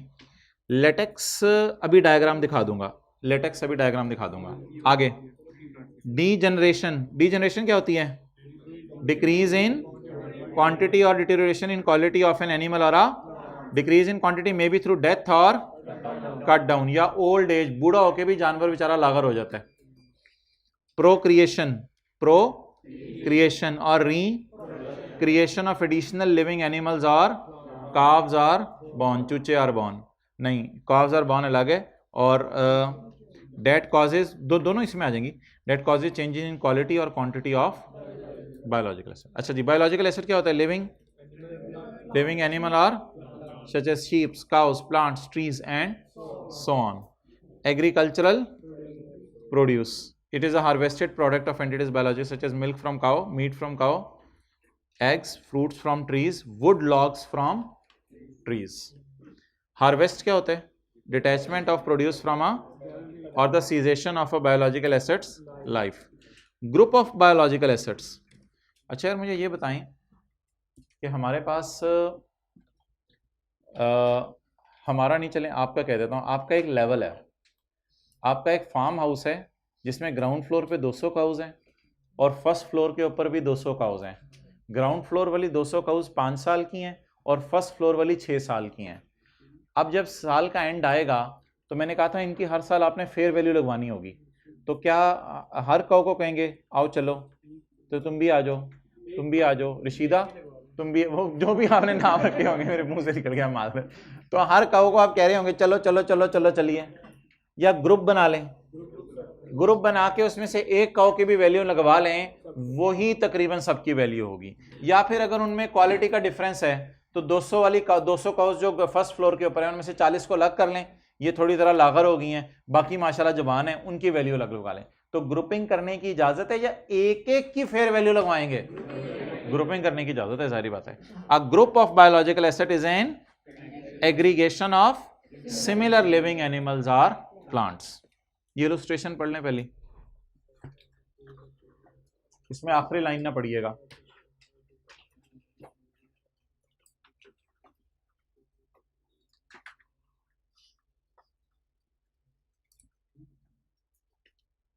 A farmer has a field of lamb की उर्दू क्या होती है?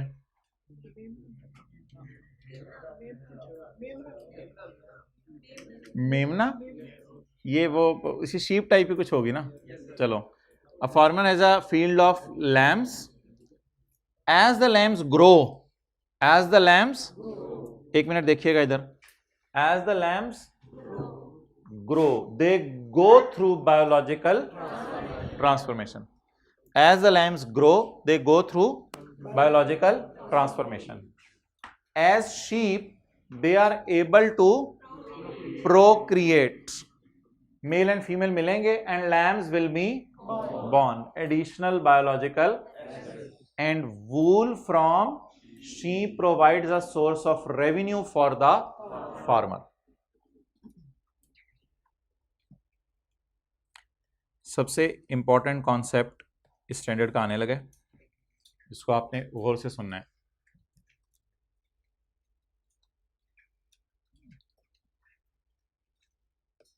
ये जी शीप है, ये शीप है, आपने इससे हार्वेस्टिंग की है और हार्वेस्टिंग करके फर्ज करें ये जो सब्ज वूल है ये आपने अलग कर लिया, ठीक है, ये सब्ज वूल आपने इससे क्या कर लिया? अलग कर लिया। अब मोहतरम इसका नाम क्या है? Biological asset. इसका नाम क्या है?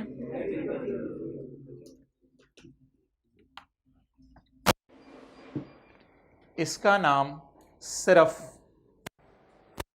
एक सेकंड के लिए, एक सेकंड के लिए, इधर हो रहा है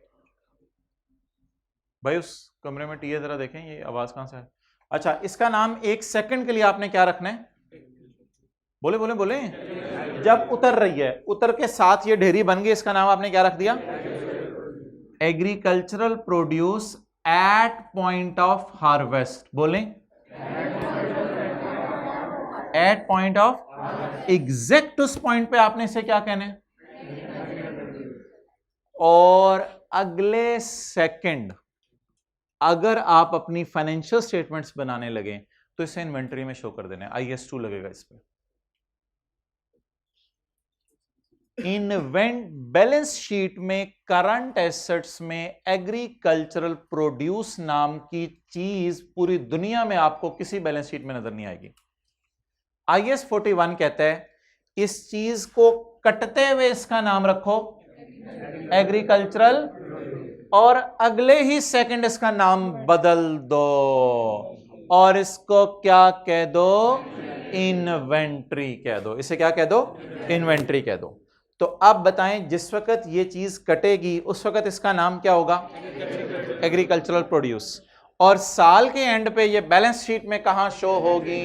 या कटते ही अगर बैलेंस शीट बना ली तो बैलेंस शीट में कहां शो होगी? इन्वेंट्रीज में। अब बता दें, जो बंदा मिल्कमैन है, मिल्कमैन है, उसके पास जो है वो साल के एंड पे पूरे साल का 10,000 किलो दूध पड़ा होगा? नहीं नहीं नहीं नहीं नहीं नहीं नहीं, वो तो दूध साथ साथ बेचता रहता होगा। उसके पास सिर्फ 31 दिसंबर की रात को जो उसने दूध चोया है, मिल्किंग, जो उसने दूध निकाला है वो सिर्फ पड़ा होगा। वो जो दूध है अगर उसने अगले दिन सुबह जाके बेचने तो 31 दिसंबर की रात को बैलेंस शीट में इन्वेंट्री में शो करेगा या एग्रीकल्चर प्रोड्यूस के नाम से? तो there is no concept of current assets में एग्रीकल्चर प्रोड्यूस का लफ्ज। फॉर रन वो चीज कहां क्लासिफाई हो जाएगी? इन्वेंट्री में। इससे क्लासिफिकेशन से अमाउंट्स पे क्या फर्क पड़ेगा वो अभी हमने पढ़ना है, सिर्फ थ्योरी की हद तक एक बात मैंने कर दी है जी। सारे ये जितनी चीजें हैं, ये जितनी चीजें हैं, साल के एंड पे हमारे पास क्या पड़ी हुई है? वूल। फर्ज करें मिल्क फ्रीजर में पड़ा हुआ है साल के एंड पे, या साल के एंड पे हमारे पास मीट कट चुका है, अभी तक बिका नहीं है। इसी तरह हमारे पास पोटैटो पड़े हुए हैं, हमने स्टोर में रखे हुए हैं, अभी तक बेचे नहीं है। हमारे पास जामुन कट चुके हैं, मैंगो एप्पल कट चुके हैं, 31 दिसंबर आ गया। इनको हम सबको कहां शो करेंगे? इन्वेंट्री में। सबके बेचने पे, बेच के तो फिर कैश डेबिट सेल क्रेडिट होगा, वो पूरा सवाल करना है हमने। लेकिन लम्हा जिस पे ये कटेंगे उसका नाम क्या होगा, और अगले लम्हे इनका नाम। ये जरा आखिरी फिक्रा पढ़ें जो मोस्ट इंपॉर्टेंट है।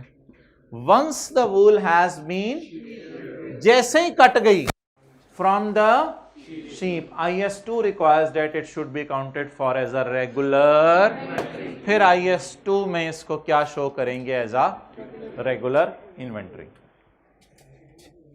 जी मोहतरम। अच्छा अच्छा यार, इन्हें तो इतना मजा आ रहा है, मुझे तो पता ही नहीं चल रहा था, वो तो आपने याद कराया। चलें ठीक है भाई, ये भाई ने बात की है तो ख़त्म करते हैं फिर, ठीक है। तो अब ये तो हमारा बिल्कुल एक अलग कॉन्सेप्ट है, बियर प्लांट, इस पर हमारी एक पूरी क्लास होनी है। अगले पेज पे आके ये पढ़ लें ताकि जो मैंने आपको बताया वो सारा आपके जहन में आ जाए। ये सारा पढ़ लें।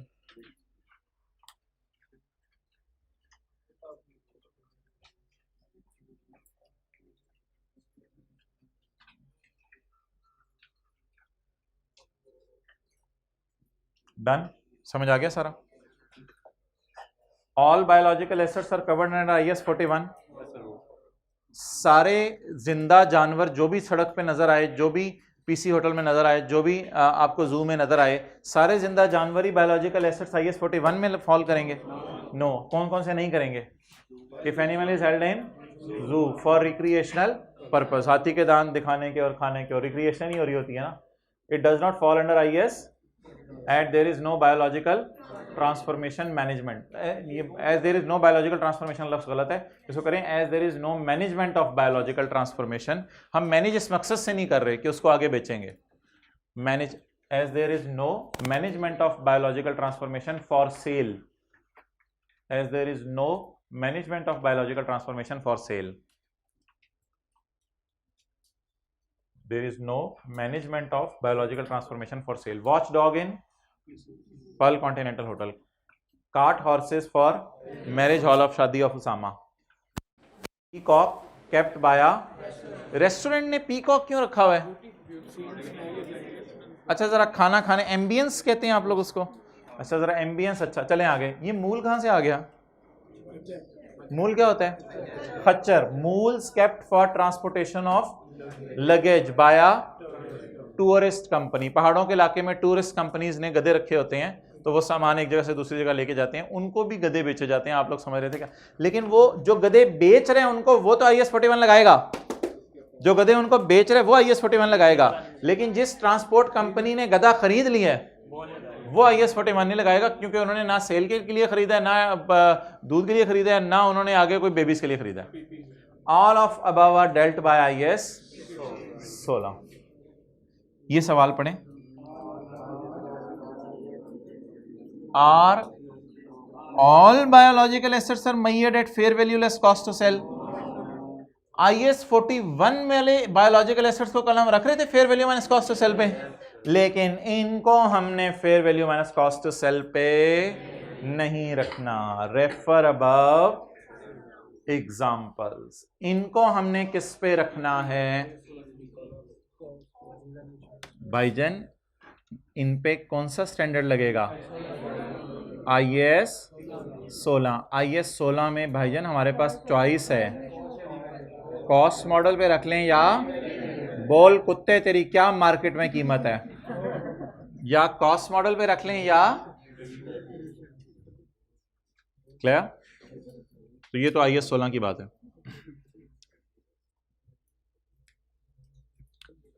चलो यार, अब भाई कह रहे हैं बस कर दें थ्योरी, तो निकालें जी कल वाला न्यूमेरिकल।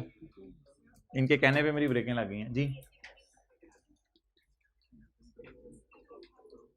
अच्छा भाई, दूसरी क्लास से टीए एसी के विंग्स ऊपर करवाएं इधर आके, और नोट्स भी चाहिए।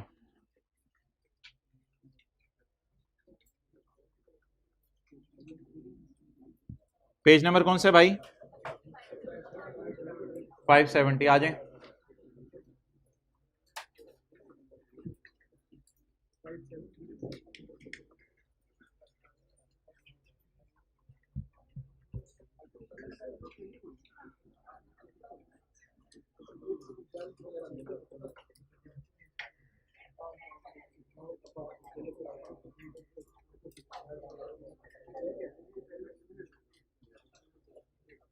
अगर मैं आपसे ये कहूं कि कल वाले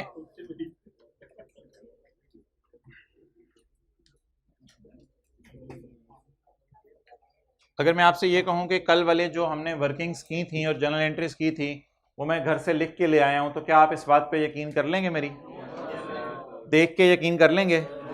फिर कहां से ये लिखी है मैंने? कल क्लास में तो व्हाइट बोर्ड पे लिखी थी ये एंट्रीज। अगर मैं ये कहूं कि मैं घर से ये एंट्रीज लिख के लाया हूं, तो आप ये बात मान लेंगे नहीं मानेंगे?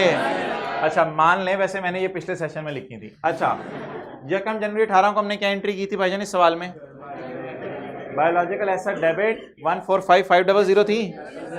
एंट्रीज मैच कर लें फिर आगे चलते हैं।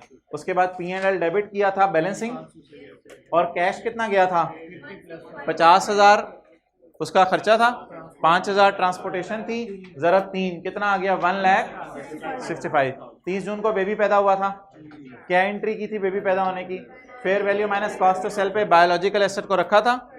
और कैश के बारे में आप लोग बड़ा फड्डा कर रहे थे कि कैश भाईजान याद रखिएगा, बेबी पैदा होने पे हम किसी को कैश नहीं देते, इसलिए क्रेडिट क्या होगा? P&L क्रेडिट होगा। और उसके बाद जो है वो वूल हमने शेयर की थी, तो उसकी एंट्री क्या करेंगे? वूल डेबिट। और अगर ये वूल बैलेंस शीट डेट पे हमारे पास पड़ी रह गई तो इसको इन्वेंट्री में शो करेंगे या एग्रीकल्चर प्रोड्यूस के नाम से? इन्वेंट्री में शो करेंगे। डन। वो एक्सपेंस होगा। अच्छा यार, अब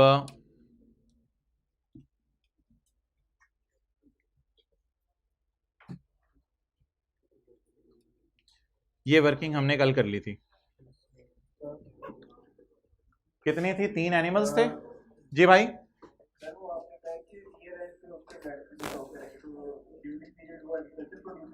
नहीं, असल में बैलेंस शीट बनती है ईयर एंड पे ना, तो बस वूल अकाउंट किताबों में नजर आता रहेगा। वूल अकाउंट का कैरिड ऑन बैलेंस शीट में ले जाना इन्वेंट्रीज में।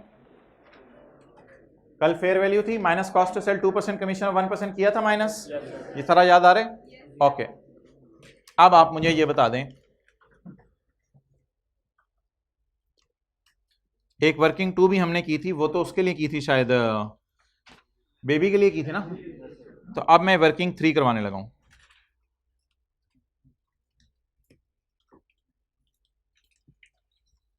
वर्किंग 3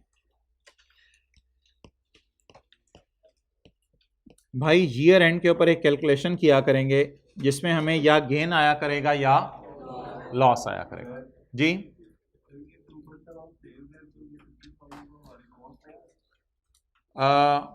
भाई कह रहे हैं कि ये आपने जो है वो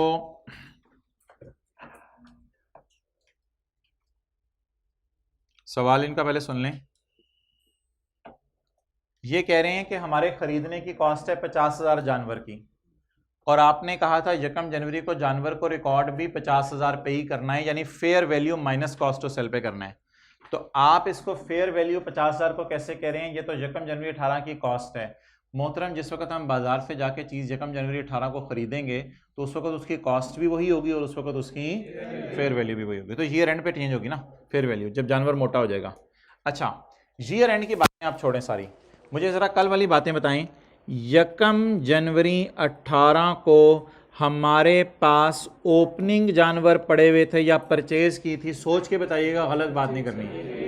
देख लें, नज़र मार लें कि परचेज की थी चीज़ें। तो 1 जनवरी 18 को हमारे पास कोई ओपनिंग जानवर पड़े हुए थे?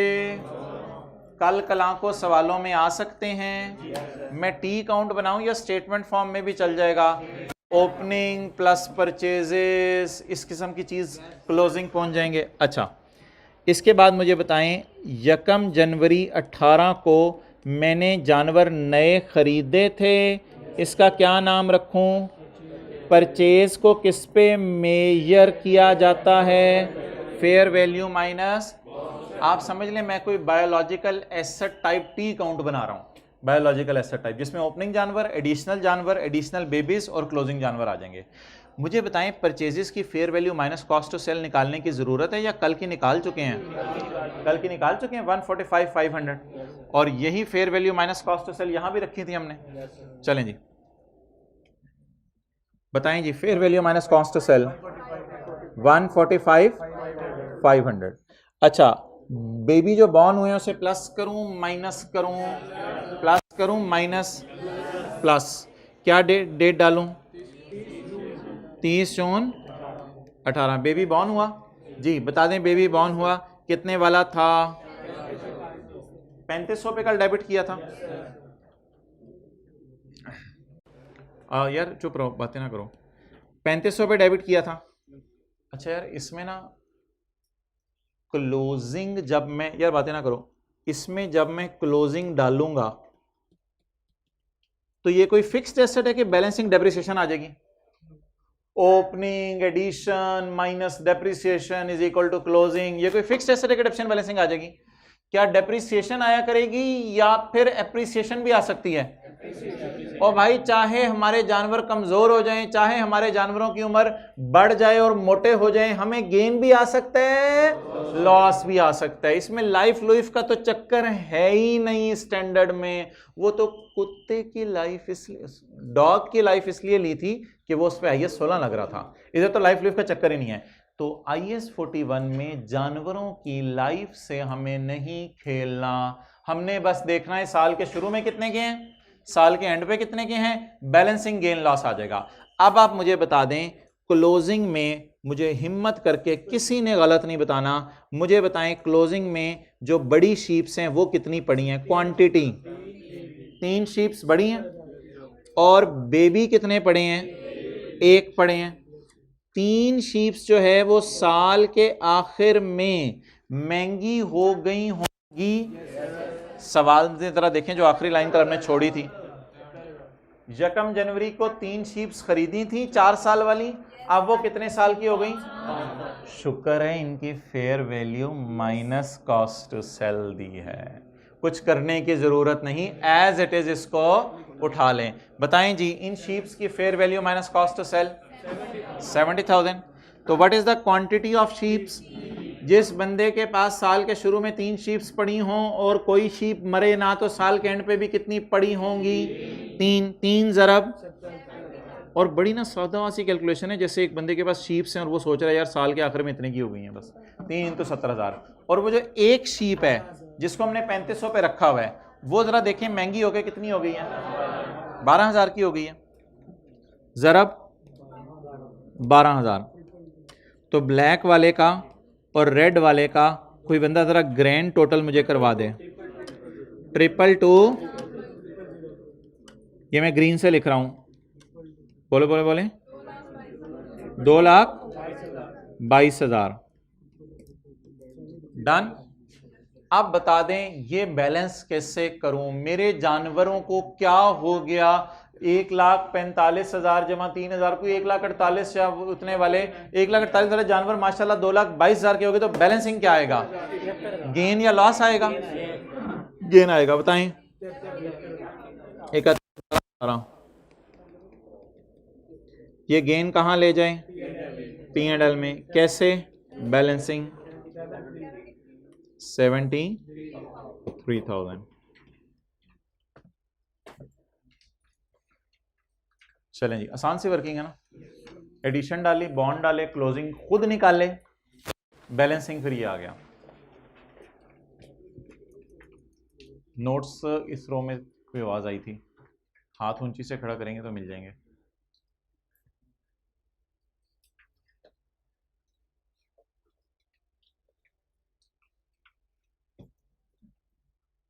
दानिश टीए रूम ऑपरेटिव हो गया?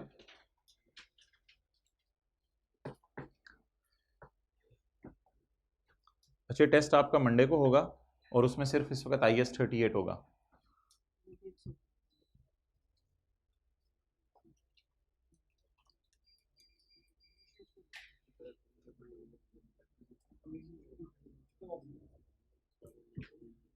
बीस नंबर का होगा, 20-22। जी भाईजान, किस किस की जर्नल एंट्रीज करनी है बताएं।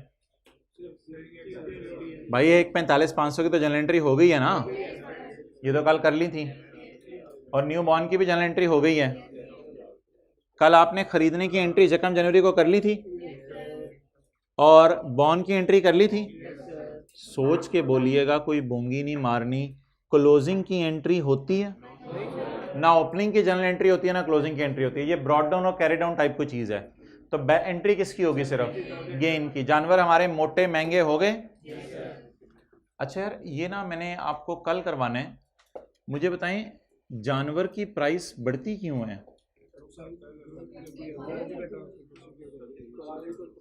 कोई 2 वजह बताएं जिस वजह से जानवर की प्राइस बढ़ती है। स्टैंडर्ड कहते हैं जी जानवर की कीमत बढ़ने की 2 वजह हैं। एक तो 1 साल बड़ा हो गया, 1 साल बड़ा हो गया है, इसे कहते हैं क्वांटिटी उसकी, यानी लाइफ उसकी बढ़ गई। और दूसरी वजह होती है महंगाई हो गई है। दूसरी वजह क्या होती है? हाँ, महंगाई कम भी हो सकती है, मैं ये नहीं कह रहा कि महंगाई हमेशा हो। आमतौर पे जानवर महंगे होने की वजह क्या हो जाती है? महंगाई खाली नहीं है, 1 साल बड़ा भी तो हो गया, गोश्त भी तो अब उसमें ज्यादा है। तो और ये जो एसी है ना, ये नहीं इस वजह से होते बड़े कि एसी था, एसी हो गया है अब साल के एंड पे। 1 टन का था, साल के एंड पे माशाल्लाह अब तो 2 टन का हो गया है। तो नहीं, लेकिन जानवर बायोलॉजिकल ऐसे नहीं, बंदों की तरह है ये। अच्छा बताएं, अब 73,000 की एंट्री। एक्सेलेंट, क्योंकि पॉजिटिव साइन है।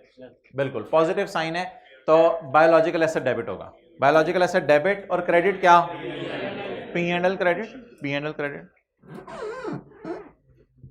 जब जानवर मोटा हो जाता है तो आप किसी को पैसे देते हैं या सिर्फ खुश होते हैं? तो P&L क्रेडिट, कैश क्रेडिट नहीं हो सकता। चलें जी, आखिरी एंट्री, फिर मैं आपको तस्वीर खींचने दूंगा पूरे सवाल के सोल्यूशन की। वर्किंग 2 मैंने यहां नहीं की क्योंकि वो कल कर दी थी। 31 दिसंबर 18, बताएं जी। बायोलॉजिकल एसेट डेबिट हो सकता है, कल हमने पता नहीं क्या नाम लिखा हो, शायद जानवर का नाम लिखा हुआ था, खैर है। कितना?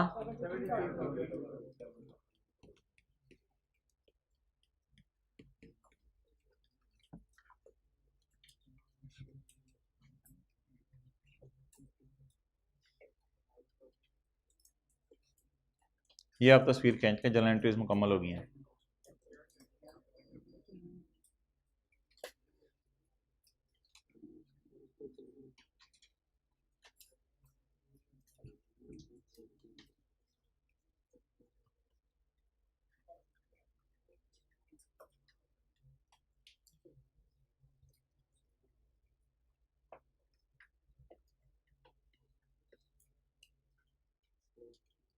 अच्छा, छोटा सा सवाल लिखिए भाई।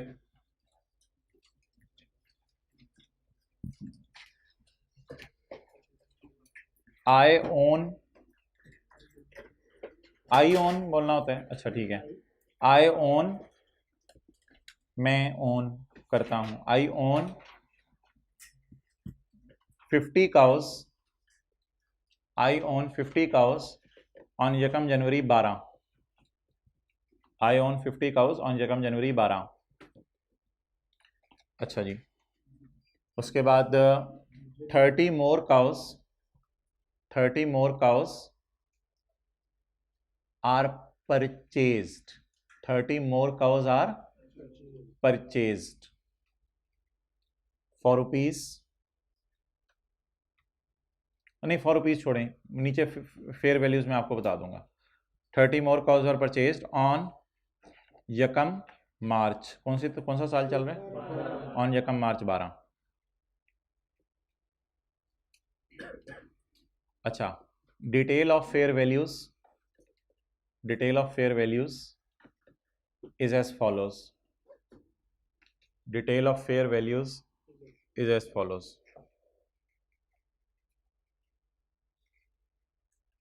यकम जनवरी 12, अब तीन तारीखें डालनी है आपने, यकम जनवरी 12 और फिर आगे उसकी फेयर वैल्यू, ऐसे कॉलम नहीं डाल रहे होते। यकम जनवरी 12 40,000 कर लें साल के शुरू में, यकम जनवरी 12 40,000 की फेयर वैल्यू एक कौ की। अच्छा यकम मार्च 12, यकम मार्च 12 48,000 कर लें, 48,000 एक की, हाँ एक कौ, एक कौ। इन तीनों के नीचे मैं पर कौ लिखवा दूंगा अगर आपने। और 31 दिसंबर 12, 31 दिसंबर 12 52,000, 52,000। और ये तीनों पर कौ हैं, ऊपर लिख लें एक ही दफ़ा पर कौ या जैसे भी लिखना है, एक कौ की है कीमत। और भाईजान अब एक ही कौ आएगी ना 48-50 हज़ार की, थोड़ा सा सोच भी लें, वैसे भी ज़रा सोच लें। अच्छा अगली line, every time animal is sold, every time animal is sold we have to pay 2% commission. Every time animal is sold we have to pay 2% commission and 4% government levy. Every time animal is sold we have to pay 2% commission and 4% government levy. अच्छा journal entries कितनी होंगी?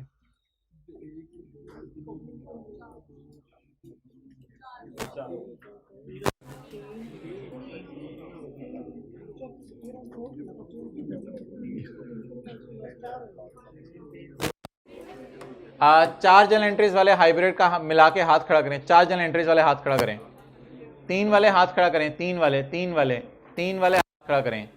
तीन वालों में hybrid में किसी ने खड़ा किया एक के अलावा। दो एंट्रीज वाले हाथ खड़ा करें, दो एंट्रीज वाले, एक एंट्री वाले हाथ खड़ा करें, एक एंट्री वाला।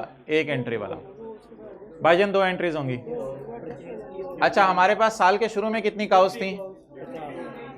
साल के शुरू में कितनी काउ थी? ये ओपनिंग है या ये इनकी जनरल एंट्री हो गई? तो चाचू तौबा करें ना, जो ओपनिंग की एंट्री करे तो साल के शुरू में पड़ी हुई है ना, ये पिछले साल की बैलेंस शीट में होंगी ना। अच्छा चलें छोड़ें यार, आपका IAS 41 दिमाग पे चढ़ा हुआ है। हमारे कॉलेज में साल के शुरू में 50 कुर्सियां पड़ी हुई हैं, एंट्री बताएं। तो फिर ऐसा ना करें ना, तो इसकी एंट्री नहीं होती। दराज में सुबह सुबह कैश 10 रुपए पड़ा है, इसकी एंट्री बताएं। और भाईजान ये तो BD है ना, ब्रॉड डाउन है, इसकी तो एंट्री नहीं होगी। खरीदने की एंट्री होगी, खरीदने की एंट्री होगी। और इन द एंड हमने कोई बेची है या साल के एंड पे सारी पड़ी होंगी? कौन ये दो एंट्रीज कर सकता है? करूंगा, चले करें। 2 मिनट दे दूं, 2 से 3 मिनट, 3 मिनट है आपके पास। नहीं, every time animal is sold, खरीदने पे कोई कमीशन नहीं है। Every time animal is sold तो आपको क्या पे करना पड़ता है? कमीशन।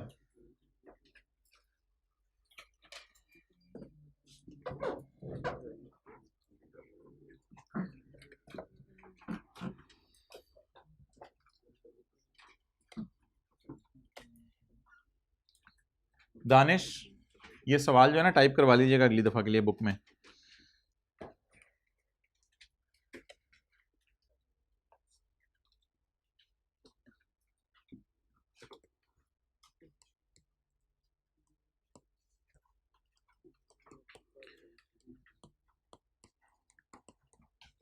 जी भाई, opening animals, opening animals, fair value और एक क्वांटिटी बता दें यार।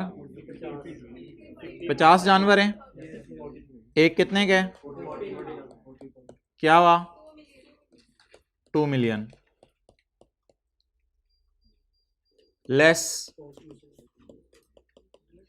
ये कॉस्ट टू सेल होगी या हो गई? अगर आज जानवर बेचेंगे, ओपनिंग वाले भी fair value minus cost to sell पे होंगे, परचेजेस भी fair value minus cost to sell पे होंगे, क्लोजिंग भी fair value minus cost to sell पे होंगे। हमेशा एनिमल किस पे आएगा बोलें? Fair value minus cost to sell. अच्छा, ये मेरे ख्याल से ना मैं शायद पिछले साल के एंड पे खड़े होकर कैलकुलेशन कर रहा हूँ, इस तरह समझ लें। ये पिछले साल की बैलेंस शीट की फिगर मैं निकालना चाह रहा हूँ। कॉस्ट टू सेल, यार वैसे तो मजे की बात बताऊं, अगर आप 2 मिलियन, परसेंटेजेस कितनी है 2% और अगर आप 2 मिलियन को 94% से मल्टीप्लाई कर दें तो पेपर में टाइम बच जाएगा। सोचें, अगर आप 2 मिलियन को 94% से मल्टीप्लाई कर दें तो आपका टाइम बच जाएगा। छोड़े परे, नहीं समझ आई, कल वाले तरीके से चलते हैं, छोड़ें छोड़ें। अच्छा बताएं जी, कॉस्ट टू सेल कितनी है? हिम्मत हिम्मत, 2% क्या है? कमीशन किस फिगर का? 2 मिलियन का। कितना आ गया? डन। और क्या है? 4% टैक्स है किस फिगर पे? कितना आ गया?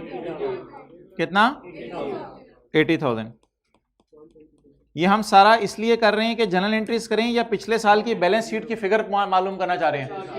क्या पिछले साल भी हमने एसेट्स को fair value minus cost of sale पे रखा होगा? कितना आ गया? 1880। भाई इतना सा हिंट मैं दे सकता था। अब मैं आपको 3 मिनट दे रहा हूं, सवाल पूरा करके दे दे मुझे। इसकी एंट्री नहीं होगी।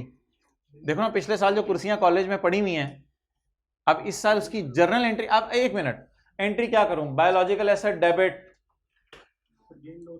गेन लॉस तो पिछले साल रिकॉर्ड हो चुका होगा। पिछले साल का देखो, जिस तरह इस वर्किंग में हमने क्लोजिंग निकाला है और गेन लॉस रिकॉर्ड हो गया है, इसी तरह ये पिछले साल का क्लोजिंग है ना, तो ये तो पिछले साल गेन लॉस रिकॉर्ड हो चुका होगा। 1 जनवरी 12 की फेयर वैल्यू 31 दिसंबर की है, तो जाहिर सी बात है हो गया साहब। 2 जनरल एंट्रीज कितने लोगों ने कर दी हैं? करें जल्दी।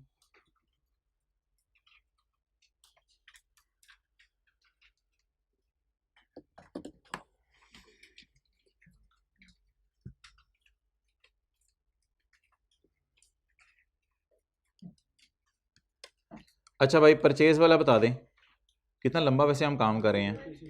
इसको कहते हैं मैनुअल काम करना, डंकी वर्क, एक एक फिगर को अलग अलग निकाल रहे हैं। फेयर वैल्यू कितने जानवर हैं? 30, 48,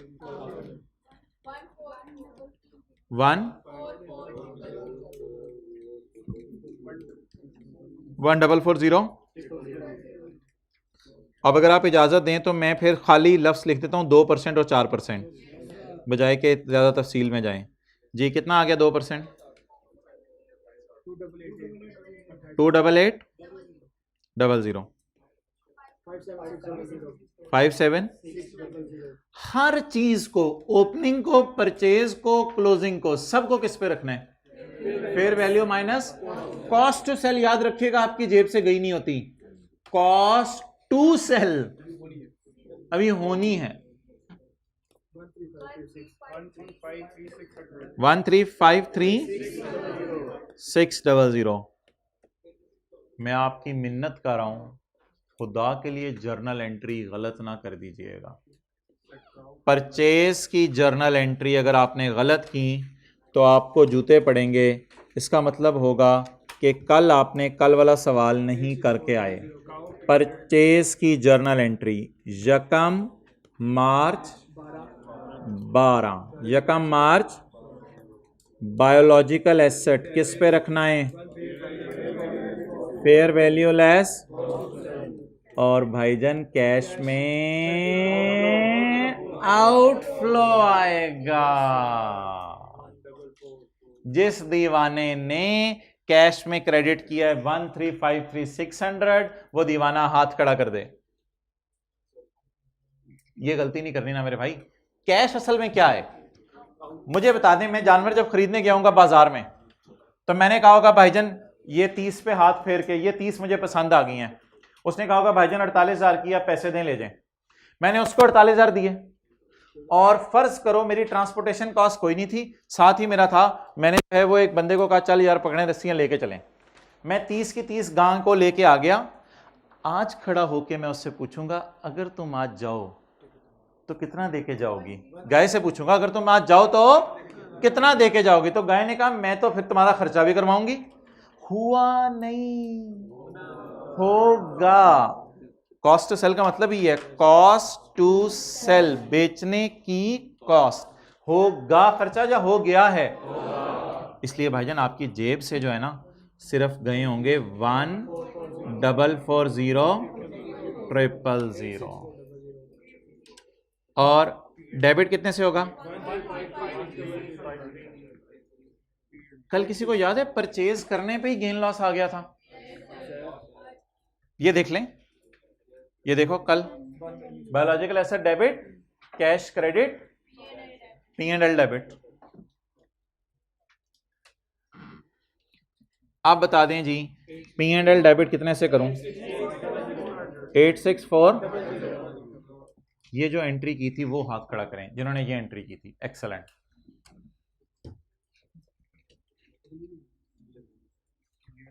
यार अगली एंट्री करने से पहले ना वो छोटी सी एक वर्किंग करनी पड़ेगी, जो ओपनिंग क्लोजिंग वाली। अभी एक वर्किंग हमने की है, ये वर्किंग 3 अभी की थी, इसे वर्किंग 2 के नाम से अब हम करेंगे। ये वाली वर्किंग करनी पड़ेगी। ओपनिंग जानवरों की कीमत, परचेजेस की और क्लोजिंग की बैलेंसिंग किसकी आ जाएगी? P&L। तो अब जगह इधर बना लेते हैं वर्किंग 2 के नीचे, वर्किंग 3।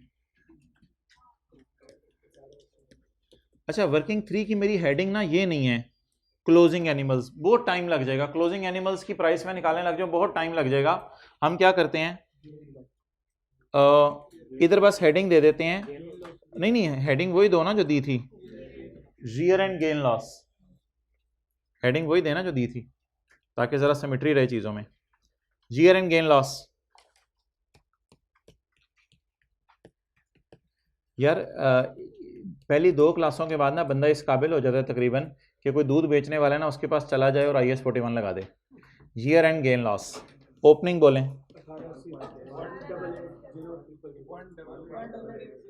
1880। ये पिछले साल का क्लोजिंग है जो पिछले साल की बैलेंस शीट में आ रहा था।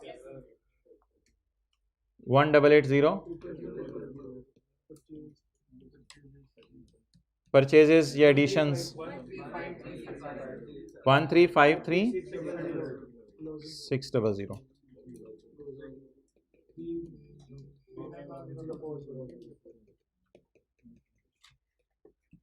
ये सारी चीजें fair value minus cost to sell पे पड़ी हुई हैं। अच्छा जी, क्लोजिंग में आप टेंशन नहीं, आप क्लोजिंग में टेंशन ना लें तो ओपनिंग कौन सी है, परचेजेस कौन सी है। अब तो उम्र भी नहीं दी हुई गाय की, अब तो बस आप बस क्वांटिटी बताएं गाय की। 80 गायें हैं, 52,000। क्या जवाब आया? अभी इसका जवाब बता देना। 41 डन। अब अगर आप मुझे इजाजत दें तो मैं शॉर्टकट लगा लूं। ये फेयर वैल्यू में से या तो आप अगर आपके पास वेला टाइम है तो फिर आप ऐसा करें, फेयर वैल्यू निकल आई है, इसमें से माइनस करें 2% ऑफ दिस फिगर। ऐसा ही है ना, 2% ऑफ दिस फिगर और माइनस करें 4% ऑफ दिस फिगर। डन। जवाब बता दें। 3910। अगर आप ये नहीं करना चाह रहे तो जरा कैलकुलेटर पकड़ें, कैलकुलेटर पकड़ें। ये फिगर अगर 100% है तो 100 minus 2 minus 4 is equal to 94। तो इस फिगर को अगर 94% से मल्टीप्लाई करें तो भी आप देखें यही जवाब आ जाएगा। लेकिन मैं यही सजेस्ट करूंगा, अभी शुरू वाले दिन है तो मैनुअली चलें। फेयर वैल्यू बोले बोले बोले minus cost to sell. What is fair value? 4160,000 minus 2% of this figure minus 4%, ये आ गया। अब क्लोजिंग की एंट्री करनी है या